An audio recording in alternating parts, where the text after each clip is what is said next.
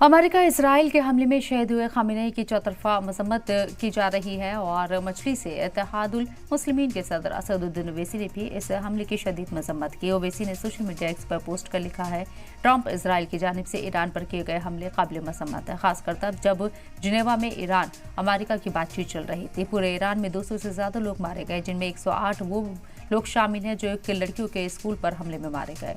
Ayatollah Khamenei का कत्ल गैर अखलाकी और गैर कानूनी अमल है।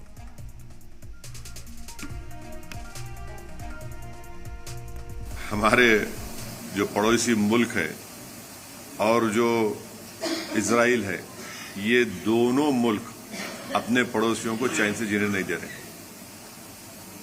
अफगानिस्तान में हमला और फिर इजराइल जो है बार बार जून में ईरान पे हमला किया और इजराइल बेंजामिन नेतन्याहू ने 70,000 से ज्यादा फलस्तीनियों का जेनोसाइड किया। ये जेनोसाइडल रजीम है और जो हमेशा शरारत करते रहते हैं।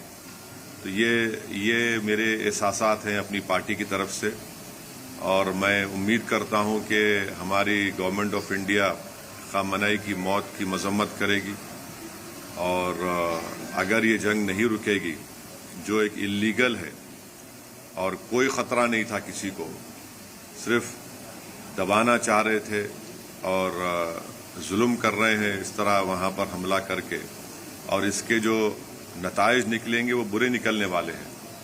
हम लोग अंडर एस्टिमेट कर रहे हैं, ये ख़त्म होने वाली नहीं। अगर ट्रंप और नेतन्याहू समझ रहे हैं कि रेजिम चेंज होगा ईरान में, मैं नहीं समझता कि रेजिम चेंज होने जाने वाला।